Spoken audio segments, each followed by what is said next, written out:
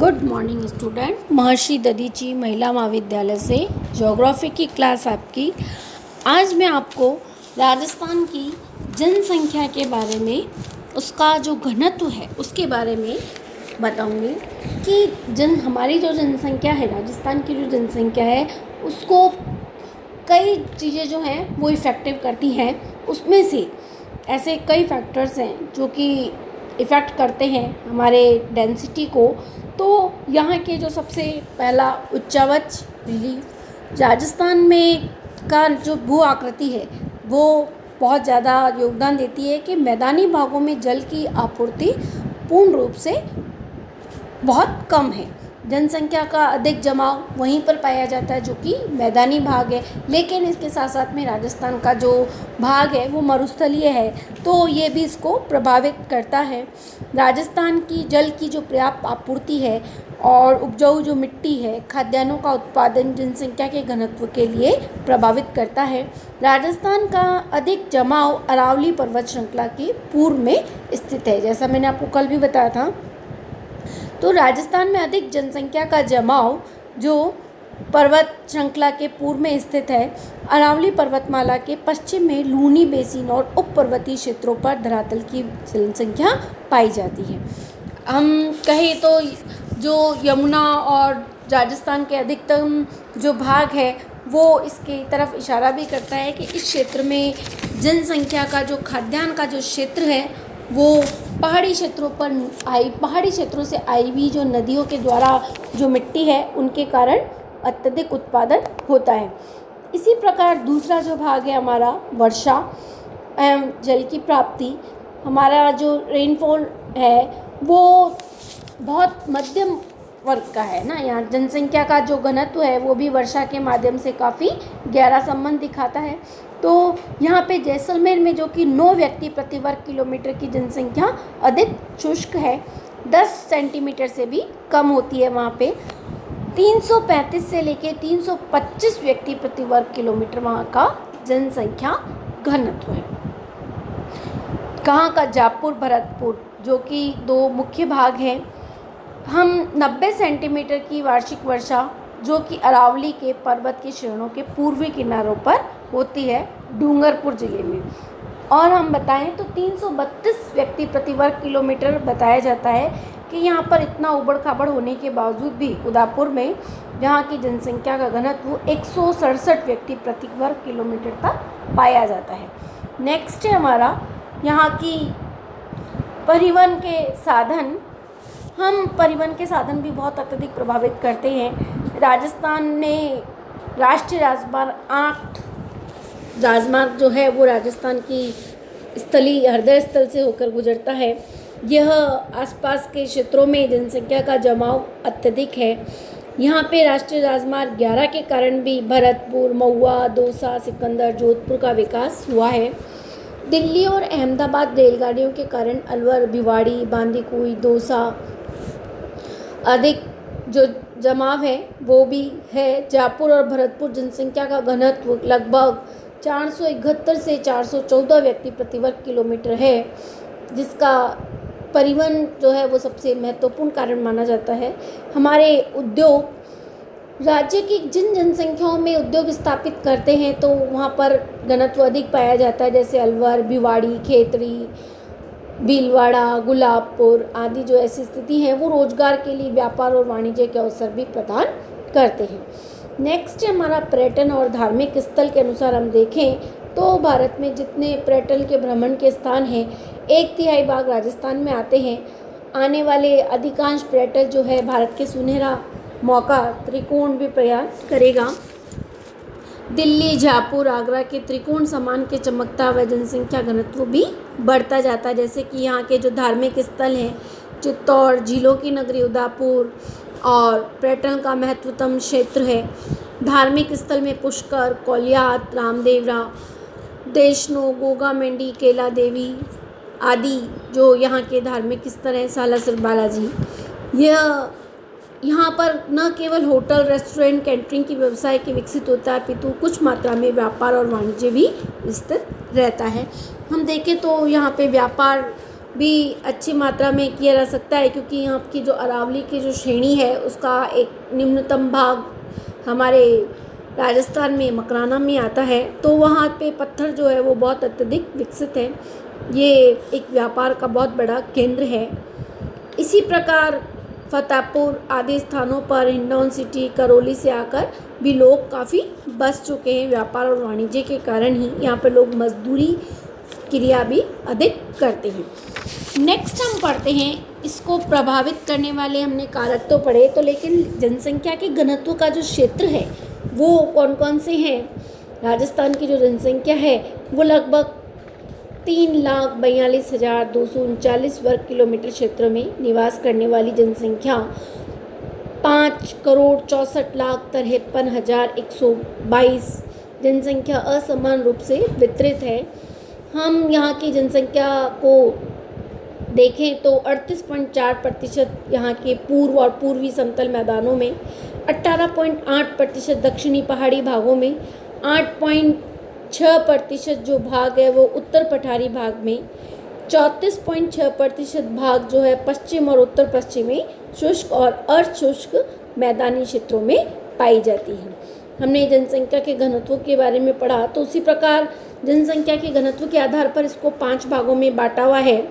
न्यूनतम जनसंख्या घनत्व वाले जो क्षेत्र हैं वह पश्चिमी शुष्क भाग जो कि बीकानेर, जैसलमेर, बाड़मेर आता है, 27.5% यानी कि 94,022 वर्ग किलोमीटर में यह फैला हुआ है। क्या कारण है कि यहाँ के जनसंख्या का घनत्व का जो क्षेत्र है वो अधिक है। यहाँ की जो मिट्टी, यहाँ का रेतीला धरातल और कम जनसंख्या घनत्व यहाँ पर पाया जाता है। नेक्स्ट है न्यून जनसंख्या वाला गंगानगर, हनुमानगढ़, चूरू, जोधपुर, नागौर, जालोर जो आते हैं जिले, 21.6% जनसंख्या निवास करती है यहाँ पर। यहाँ का जो क्षेत्रफल है हम देखें तो 25.9% है और यहाँ पर 51 से 100 व्यक्ति प्रति वर्ग किलोमीटर की जनसंख्या का घनत्व पाया जाता है। नेक्स्ट है हमारा मध्यम जनसंख्या वाला घनत्व वाला क्षेत्र। इसमें सवाई माधोपुर, करौली, टोंक, बूंदी, कोटा, बारा, झालावाड़, भीलवाड़ा, चित्तौड़, उदयपुर, राजसमंद, पाली, सिरोही जिले आते हैं। यहाँ की राज्य में 34.9% जनसंख्या निवास करती है, जो कुल क्षेत्रफल का 28.60% भाग पर। यहाँ पे 100 सेंटीमीटर से भी कम 100 से भी कम व्यक्ति प्रति वर्ग किलोमीटर में पाए जाते हैं।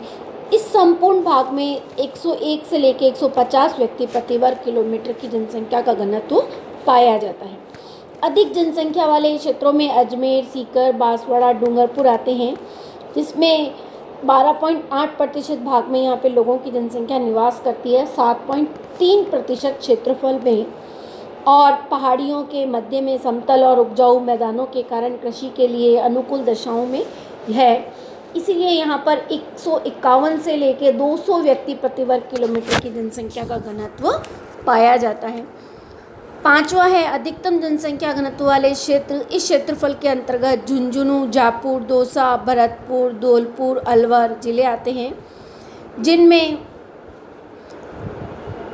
24.2% जनसंख्या निवास करती है। यहाँ का जनसंख्या घनत्व 200 से भी अधिक है और यहाँ पे जो भाग जापुर की नदी घाटियों में उपजाऊ व समतल भूमि और तालाबों, नलकूपों की वजह से सिंचाई की सुविधा अच्छी है, इसीलिए यहाँ पे जनसंख्या का केंद्रीकरण अधिक हुआ है। नेक्स्ट आता है हमारा ग्रामीण व नगरीय जनसंख्या। 2011 के अनुसार, हम जनगणना के अनुसार देखें तो राजस्थान की कुल जनसंख्या 65,54,08,437 है। इसमें से ग्रामीण जनसंख्या हम देखें तो 51,50,50,352 और नगरीय जनसंख्या 17,48,085 है। यानी कि हमारी ग्रामीण जनसंख्या का जो भाग है वो 75.1% और नगरीय जनसंख्या का जो भाग है लगभग 24.9% है। तो हम जनसंख्या का जो प्रदर्शन हमने देखा इस सारणी के अनुसार, तो सन जो 1901 में था जनसंख्या का जो ग्रामीण और नगरीय जो अनुपात वह उससे बढ़कर अब जो प्रतिशत है वो लगभग काफ़ी बढ़ चुका है। अगर हम राज्य के जिलावार अनुसार भी जनसंख्या का जमाव जो देखें नगरीकरण का, तो वह भी तालिका के अनुसार अब बढ़ता जा रहा है ना। जिस प्रकार जनसंख्या बढ़ती जा रही है तो उसी प्रकार नगरीय जनसंख्या में सर्वाधिक कोटा जिला आता है जिसमें 60.3% और इसके बाद में जयपुर जिला आता है 52.4% और फिर अजमेर ज़िले में 40.1%।